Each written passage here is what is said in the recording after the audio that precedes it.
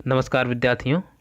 आज एक बहुत ही महत्वपूर्ण प्रमेय जिसको हम जानते हैं बहिष्कोण प्रमेय, इसको प्रूव करते हैं। तो देखिए ये प्रमेय क्या होती है। ये कह रहा है किसी त्रिभुज की एक भुजा को आगे बढ़ाने पर बना बहिष्कोण दो अंतः अभिमुख कोणों के योग के बराबर होता है। तो जरा इसको हम चित्र से समझ लेते हैं कि एक हमें त्रिभुज दे दिया गया है, ये ठीक। नाम दे देते हैं ए, बी और ये सी, ठीक। तो देखिए किसी त्रिभुज की, यानी हमें त्रिभुज कौन सा पता चल गया कि कोई एक त्रिभुज हमारा है ए बी सी, कि एक भुजा को, है ना, एक भुजा हम बढ़ा देते हैं ये, ठीक है। किसी एक भुजा को बढ़ा सकते हैं, बढ़ाने आगे बढ़ाने पर बना बहिष्कोण, यानी ये भुजा हमने बढ़ा दी, नाम दे दिया डी, तो बना बहिष्कोण, बहिष्कोण ये कहलाएगा, ठीक। बहिष्कोण दो अंतः अभिमुख कोणों के योग के बराबर होता है। तो अभियंता कोण हमें पता एक भी नहीं है, चलो इसको मान लेते हैं ए, इसको दो, और ये हो गया हमारा 3, ठीक। और ये बहिष्कोण को मान लेते हैं 4। तो अब के योग के बराबर होता है। तो ये प्रमेय का स्टेटमेंट हो गया। स्टेटमेंट भी हमें अच्छी तरह से पता होना चाहिए। किसी त्रिभुज की एक भुजा को आगे बढ़ाने पर बना बहिष्कोण दो अंतः अभिमुख कोणों के योग के बराबर होता है, ठीक है। यहाँ एक बार के है तो ध्यान रखना।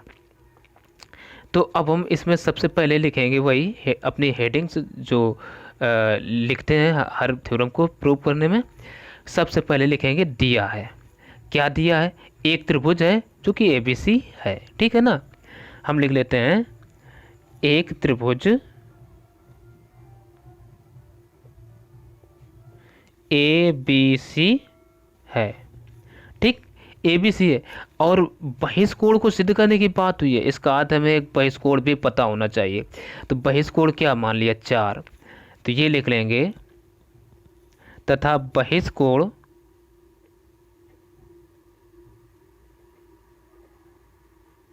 कोण 4 है, ठीक। ये हो गया।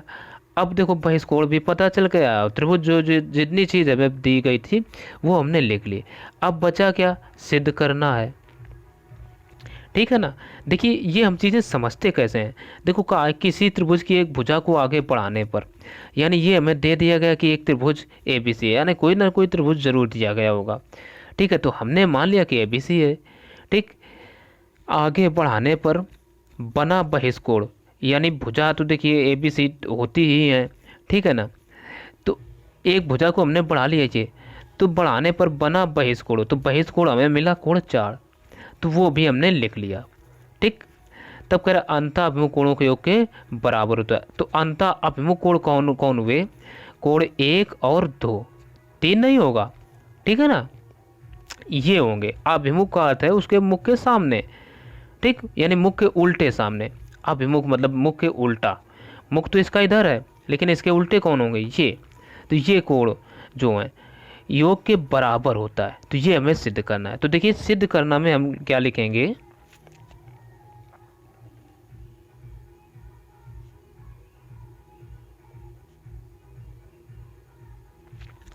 सिद्ध करना है, यानी कोण जो 4 है बराबर कोण 1 प्लस कोण 2, यानी ये बहिष्कोण हुआ, इसका योग कोण 1 और कोण 2 के बराबर हो, तो ये हमें सिद्ध करना है। तो इसमें कोई रचना नहीं, सीधे प्रूफ करेंगे, ठीक। तो चलिए देखते हैं उपपत्ति।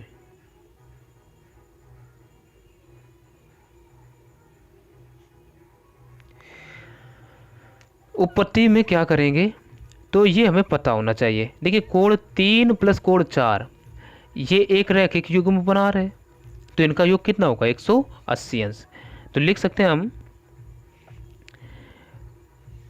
कोण 3 प्लस कोण 4, कोण 3 प्लस कोण 4 बराबर कितना हो जाएगा 180 अंश। इसका कारण जरूर देंगे और कह दिया समीकरण 1 है, कारण देना बहुत जरूरी है। तो ये एक रैखिक युग्म, युग्म का अर्थ होता है जोड़ा, और रैखिक मतलब रेखा। तो एक ये रेखा, उसी पर ये कोण बन रहे हैं दोनों, और जोड़ा में एक दो, ठीक है ना। तो ये होंगे रैखिक युग्म, रैखिक युग्म। और जितने भी रैखिक युग्म होंगे उनका योग होता है 180 अंश, ठीक। तो ये होगा कोण 3 प्लस कोण 4 बराबर 180 अंश, और इस ये को कह दिया समीकरण 1, ठीक। अब देखिए, तथा कोण 1 प्लस कोण 2 प्लस कोण 3, 1 प्लस कोण 2 प्लस कोण 3 बराबर भी तो 180 अंश होगा। अच्छा, ये क्यों होगा? इसको कह देते हैं त्रिभुज का योग गुण, यानी ASPT, ऐसा शार्ट में लिख दिया, यानी angle sum property of triangle, ठीक है ना। क्योंकि त्रिभुज के तीनों अंतःकोणों का योग 180 अंश होता है, ये अभी अभी हमने पिछली प्रमेय में सिद्ध किया था, ठीक। तो वो यदि नहीं देखा तो उसको भी देख सकते हैं कैसे प्रूव किया। तो ये इतना हो गया।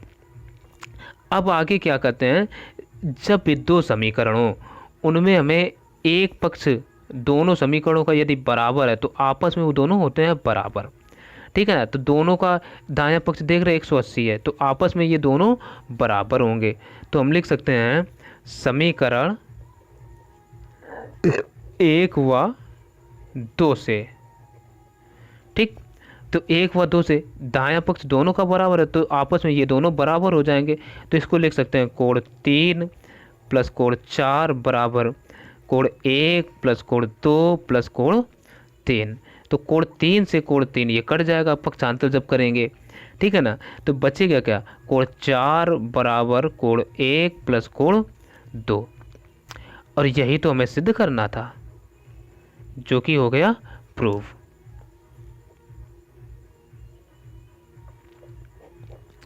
तो ये प्रमेय में कुछ नहीं था, बहुत ही सरल, परंतु परीक्षा के दृष्टिकोण से महत्वपूर्ण है। तो ये कई बार परीक्षा प्रश्न पत्र में पूछी भी जाती है, तो इसको ज़रूर तैयार करें। तो अब बहुत सारी चीज़ें जो और बाकी हैं उनको भी हम देखेंगे।